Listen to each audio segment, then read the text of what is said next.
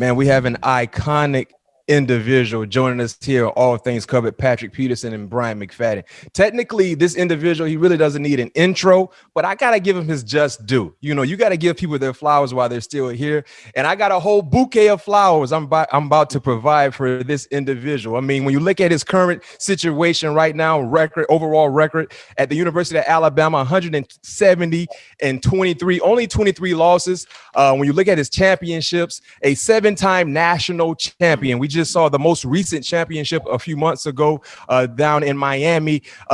Some people say he's the greatest to ever do it. I know he won't say that, but when you talk about being a dominant figure in sports, he has to be one of the more dominating presence we've ever seen standing on the sideline. Coach Nick Saban joined us here, All Things Covered, Patrick Peterson and Brian McFadden. First and foremost, Coach, thank you for joining us. How you doing?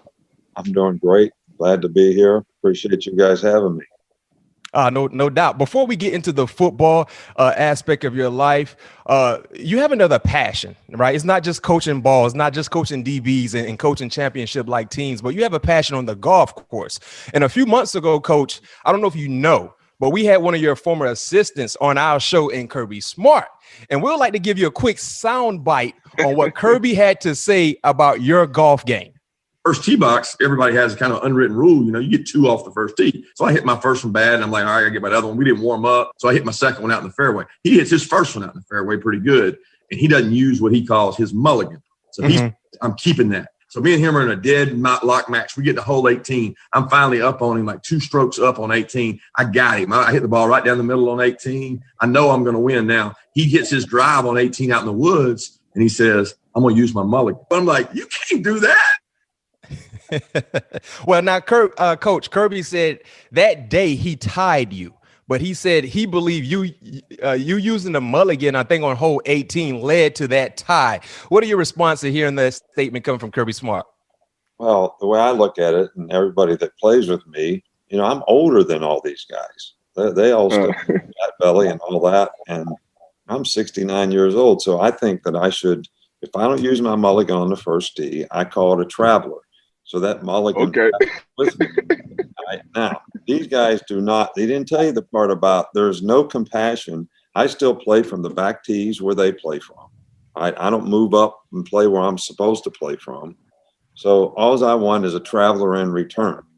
Right? And, you know, I only get away with that with my assistants. So out the window. Because you was able to put them on to a better and bigger gig. But Coach, I never heard of the traveler mulligan though. I might have to use that one. It's but Coach, beneficial. I can tell you when you hit it in the water, it's helpful. Hey Coach, one more. I got a bone to pick with you real quick. It's not necessarily a bone, but I got a question to pick with ask you because I haven't had an opportunity to speak with you after this game. But I'm going to take you back to 2009. It was about 7 minutes left in the fourth quarter, and they reviewed the play, and they said I was out of bounds. Coach, when you look at that play, was I in bounds or was I out of bounds? I know what the ref said. Was I in bounds or was I out of bounds from your point of view? I thought originally you were in, to be honest. And then I really couldn't see it well enough, and then I can't even remember the replays. Right, because that was the first year of replays that year. All right, but I will say this. You know, I think you're a man of character, honesty, and integrity. So if you thought you were and Pat, you were referring to that interception, right? Oh yeah, Coach knows what I'm talking about. Yeah, that interception. You know, a lot of Tiger fans feel like that missed call or that bad call led to Alabama winning that ball game, but we're not gonna get into that. Now we still was down, but it would have gave us an opportunity. The momentum. Exactly. Clearly would have shifted momentum a little bit in you guys' favor. Coach, when you talk about that matchup in 2009 with our very own Pat Peterson, he had an opportunity of matching up with one of the best wide receivers, including one of the best wide receivers in the National Football League in Julio Jones. But what do you remember about that matchup and also the prep, getting ready for Pat Peterson in a Julio Jones type battle in that ball game? Well, I think Pat was probably one of the best corners that's ever played in the SEC. So, and we certainly felt that way when we recruited him in high school, and also the way he played, you know, at LSU, and obviously being the 5th pick in the draft sort of verified all that. So Julio, we thought was, an outstanding player as well, which he's proven out to be, and a great competitor, I might add, and a really good person. So that's what competition is all about, when you have two really, really good players. And I think that, that's one of the things that I always talk about here, guys that like competition, they don't mind coming to Alabama or going to a place like LSU or even Florida State. So I'm not trying to make us any different than anybody else, where they know even in practice every day, they're going to compete against great players, and that's going to make them better. Right. So, and I think that, probably Patrick and Julio's both would agree that, those kinds of matchups made them better. And they look forward to those kind of matchups because, you love playing against, the best players, at least at that time, against each other. So it's what competition is all about. And so one thing that I respect more than anything else as a coach is a great competitor. And that great competitor doesn't have to be on my team or our team. It's just, you just respect guys that are great competitors. And, you guys obviously were both that to accomplish what you accomplished. And I didn't get a chance to play against you, Brian, when you were in college. But Patrick, we played all the time. Mm-hmm. And Coach, with you, obviously, we know you had opportunity to go off and coach in the pros, and you had opportunity to coach under Bill Belichick. What did you learn from being a head coach in the pros? Well, I think the number one thing is, first of all, I learned a lot from Belichick because he's so organized and he's defined, everyone's role in the organization, the critical factors that he looked for at every position. I mean, it was unbelievable, the organization, which that has been very helpful, I think, to me coming back. But I think the number one thing I learned in professional football was, before I went to pro ball, I coached every player the same in college. So, and I was always a DB coach. You guys know that. So a guy could backpedal the way I coached it, and he had the psychological disposition that I favored in a player, he obviously had a better chance to play than some other guy. And what you learn in pro ball is when the owner pays a guy, he's playing. So if he can't backpedal or he doesn't have the mental makeup that you'd like to see in a player or whatever, he's going to play. So you have to learn as a coach to coach all kinds of different players. I mean, I'm talking about physical styles of players. That made me better. I mean, when I was in Cleveland, we had, Walls playing one corner and Minifield playing the other. And those two guys as corners were as diabolically different as you could ever get. One guy, a smaller, quicker, faster, very explosive guy. The other guy, very long, not real fast, very instinctive, not a great backpedaler, played everything in a half turn. So you learn how to coach like all kinds of different personality types, as well as all kinds of different guys that had different physical characteristics. And I think coming back to college, that's helped me more than anything else, because we probably get more out of more different types of players because of that. And I think that's helped us be successful. Yeah. Speaking of, the NFL, how different would your NFL coaching career have been, Coach, if you were able to sign Drew Brees to the Miami Dolphins? We had him signed. I mean, he didn't pass the physical. So, I mean, and I had actually, Jimmy Andrews, who is, he and Dr. Kane are our team doctors in Birmingham. And, they operate on, do surgery on quite a few NFL players and are very highly respected. And we were going to sign Drew Brees as a free agent or trade for Dante Culpepper. And both guys had been operated on in Birmingham by Dr. Andrews and Dr. Kane. So I went to Birmingham to talk to Dr. Andrews about, okay, what do you think about these guys? They got a chance to come back. This was a tough decision, lots of money. And he actually said Drew Brees would be fine. Mm-hmm. After Drew Brees first, and he was more concerned about Dante Culpepper's knee and how would it affect his mobility, in the future as a player. And, then our doctors in Miami didn't see it that way, but we had the deal done. So it probably would have changed, my career, because when that happened, I was like, very, very upset that I couldn't control my destiny because of somebody else's decision as a coach. Because in the NFL, if you don't have a quarterback, you don't have a chance. No doubt. Right. And window that you have to get one sometimes doesn't happen very often. So when you better cash in, because it may never happen again for a few years. And they've struggled until they drafted Tua last year. They've struggled at that position even ever since I've been there. And Coach, good point with that. And I think my follow-up to your response would be, if they were able to follow Dr. Andrews' suggestion with Drew Brees, do you think you would have left Miami? Because at that time, the only concern about Drew Brees was the shoulder, because he was already basically a made man in the National Football League, consistent, accurate, a winner. But if you were able to sign Drew Brees, do you think you would have ever left Miami, the Dolphins? Let me put it this way.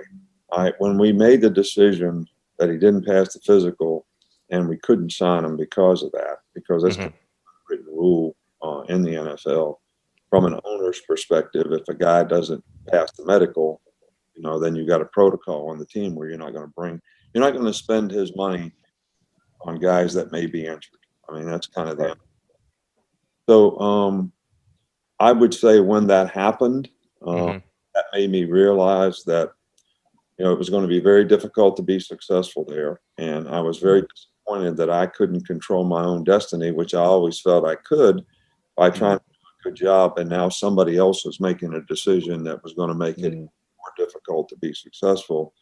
So I kind of made the decision that, maybe it would be better to go someplace where you can control your own destiny. I never knew that a really good college job would come available.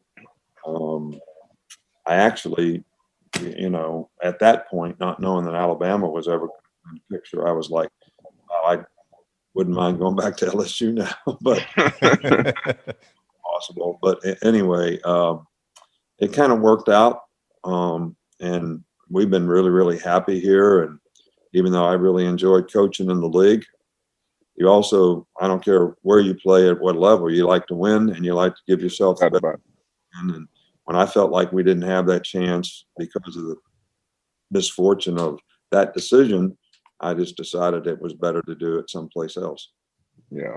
And Coach, since obviously you didn't have like you talked about, if you don't have a quarterback, you can't win in the pros, and you went back to Alabama, and you have not yet missed on the quarterback at Alabama as far as in the recruiting process. So what is not necessarily your niche or your, I guess the thing you're looking for, because you talked about being competitive. But what is your thing of finding these these diamonds in the rough? Because you never hear about them during the recruiting process, but when they get there to be a start quarterback at Alabama, they're successful. Well, I think that we've been fortunate that some guys have done a good job. But, one thing that we try to do here is we've always had pretty good players around the quarterback. I think what we've been able to convince the quarterback of is, hey, you don't have to win the game. You just have to distribute the ball in a way to let these other guys have a chance to win the game, whether it's Julio Jones or Derrick Henry or, Mark Ingram or, Amari Cooper or whoever. We've had 4 first-round draft picks here after this year in the last 2 years.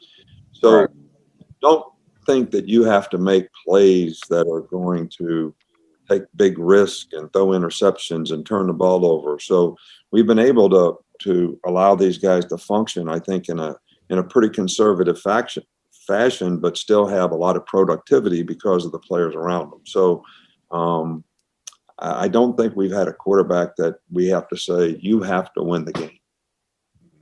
Yeah. All you have to do is allow these players around you to win the game. And they've been very effective at doing that. And I think hopefully, we're going to have, a new quarterback this year, and hopefully he'll be able to do the same thing. Yeah. And Coach, this is a 2-part question for you. You mentioned that you're 69 years old. You don't look 69, by the way. So continue to drink the water or the sodas you've been drinking because it's working for you. But is there a shelf life that you think about for coaching, and with all the success you've been able to obtain and achieve in your coaching career, what still motivates Nick Saban? Well, I think the shelf life for me doesn't come with age or a number. It comes with, do you still feel like you can create value in the organization by doing a good job and having an impact on, helping the players in the program have a better chance to be more successful in life because of the program that you have, whether it's personal development, academic support, graduating from school, helping them develop careers as football players. As long as I can do that, then I feel good about doing this. But I don't want to ride the program down. I mean, get to the point where you're not making a contribution and still try to continue to do it. So I really, and I don't know when that's coming. I don't know what number, that is. But, I look at this whole thing in college coaching. You lose about 25% of your team every year. So it's almost like you took a new job. Yeah. The day after the national championship game or the day after the last game that you played, it's like, okay, this is a new job. We're going to lose 25% of our team, a lot of really good players. Most of the time, the leadership on the team leaves. All right, so you have all these new challenges with people in new roles, and that's very challenging, to me. And I still enjoy doing that part of it. I don't like to lose. Right. It's all sort of, and every year it's a different challenge. Like, when you win a championship, it's the complacency and all the things that go with that, people not understanding that success is not a continuum, it's momentary. You got to move on, and you got to try to still figure out a better way and do all the things you did to help you be successful in the past. That's very challenging because it's not human nature to do that. When we have success, we think we should be rewarded. I mean, that's right. Society. That's the way it goes. But in sports, you really can't. You can't smell the roses too long because somebody's going to be nipping at your heels, and everybody's got that circle next year to play their best against you. So, you got to really get refocused on what you need to do, and you got to get people in your organization refocused on what you need to do, and that's very challenging. So I enjoy that part of it. Yeah, and Coach, because of the pandemic this past season, we saw something that I never thought would be available in college football, which was a conference only schedule. And me personally, as a fan, I loved it. I really enjoyed week in and week out seeing competitive conference like football. Do you think that should be something college football should think about going forward and just having conference only schedules? Well, I've been criticized for my opinion about this for years. So, I've been on the agenda to play 9 or 10 SEC games every year for a long time. And I get killed, on that. And then I said that if we're not going to do that, we should play all Power 5 teams. I'm right there with you, Coach. Yeah. Because then, but the issue in college football that keeps people from wanting to do that is you got all these teams that if they win 6 games, they get to be bowl eligible. So if they play 8 SEC games and 4 other games that they think they can win, they have a really good chance of getting to be bowl eligible. Mm-hmm. Right. I'm saying, well, why don't we play better teams and then do it like they do in basketball? Have some kind of power rating that says, okay, the top 30 some teams or however many bowl games there are get to go to bowl games, and it has nothing to do with your record. It's about quality, it's about strength of schedule and all that type of thing. Because I do think that players don't like playing in some of those games. Fans don't like going to some of those games. And I think it would be better for college football if we just played Power 5 schools. Now you can make a determination how many conference games should that be versus whether you go play Oklahoma or USC or somebody like that, because people like those, kind of intersectional games as well. How soon do you get into the next season after winning a championship? Because we've heard stories that instantly the very next day you're already, recruiting or you're already getting ready for spring. But how soon is that turnaround for you after winning a championship? How soon do you get ready for the next season? Well, I guess it starts in the locker room after the game. So you don't even celebrate? Well, I mean, you can, but the number one thing is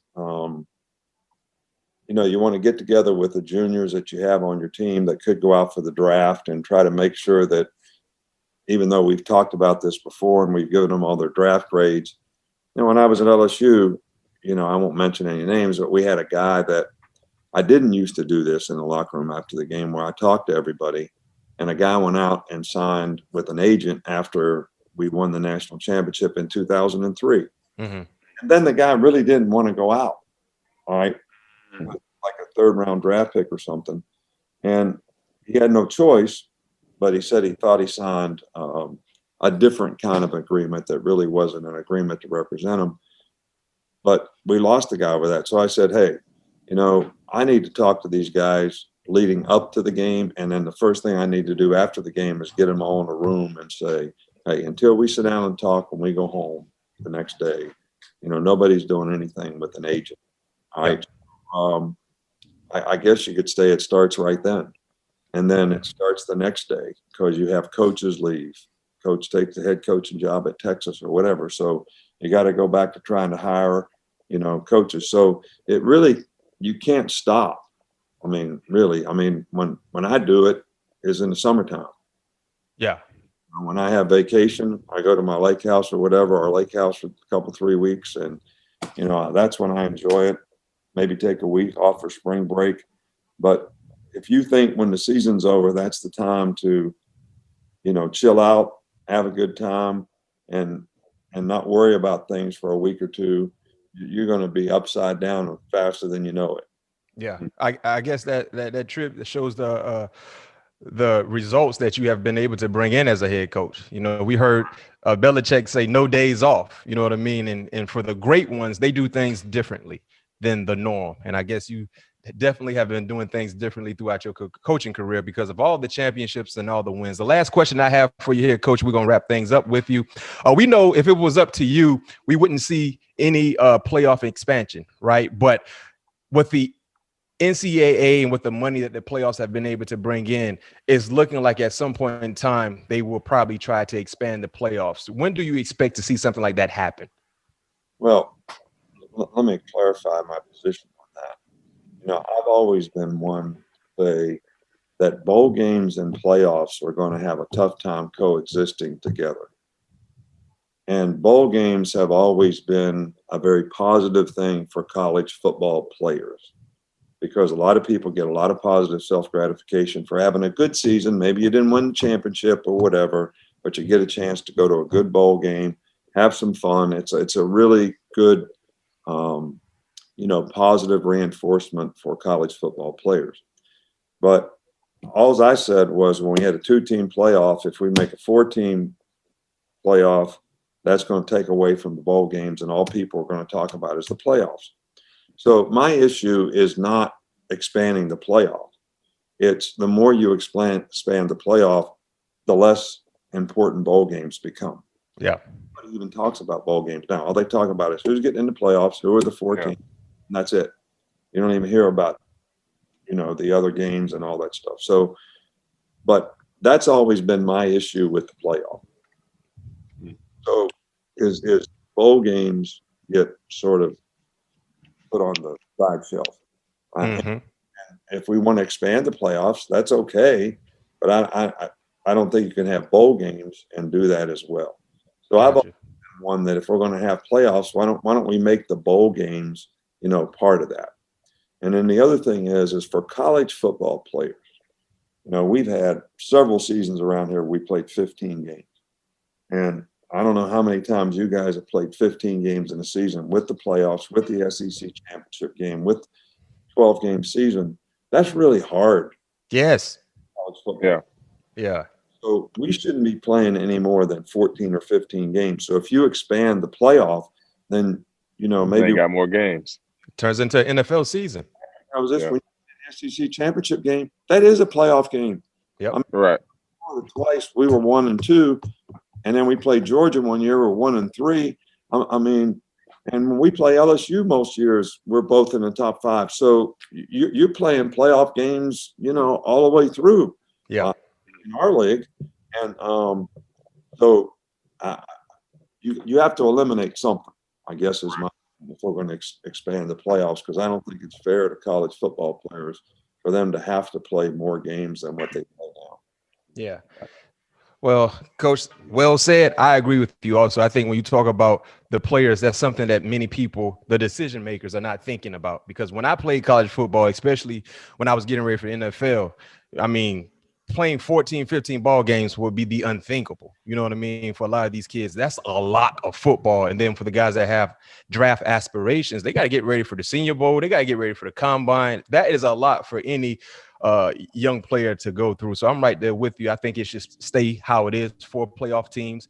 The four get in the last few years, I don't think we have had an issue with the champion. I think everybody felt like the best team actually won the last few championships in college football. Well, Coach, the last thing I got for you, how soon could we see you and Pat Peterson on the golf course? Yeah, I was just about to ask that, man. When can we get on the green, Coach? You said in the summertime and the springtime. Is just set it up, Pat. Okay. I need to come see you. I'm ready, but I'm big on what's your handicap. Hey, so Coach, you have to set some rules when y'all lock up on the course. I'm a 4 handicap, Coach. T-box, man. I mean, whether it's a traveler or getting enough shots or whatever it is, or having the right partner. I mean, right. Justin Thomas to come in and be my partner, which he usually is, and then you can figure out who your partner is going to be. Hey, Pat P, you heard the name he called out, so you better make sure your partner is legit. I might have to call up Brooks Koepka then, man. I might have are you the John Rahm? Are you the John? Get John Rahm on your team. Yeah. I might have to call it one of the big time, man. Yeah, because you heard who he called out. Coach not playing around. He pulled out JT. And one thing we know about Coach, like he said, he does not accept losing. Like to losing. He's not going to lose if you get on the golf course, Pat P. Hey man, we in the same boat because I don't like losing either. Hey, Coach, man, it's a pleasure having you here on our show, All Things Covered. Patrick Peterson, Brian McFadden, man, best of luck to you, your team, your family, man. Much success, man. Continue to be the motivator that you've been for so many young adults. You know what I mean? You've been able to change a lot of individual lives, not just for players that you coach, but people who watch you and admire your day-to-day grind. So continue to keep that same grind. And until next time, maybe in the summertime, we get a chance to have our camera crew watching you and Pat P go toe-to-toe on the golf course. I think that'd be pretty cool. Good. All right, Coach. Having me on. God bless you and have a good day, man.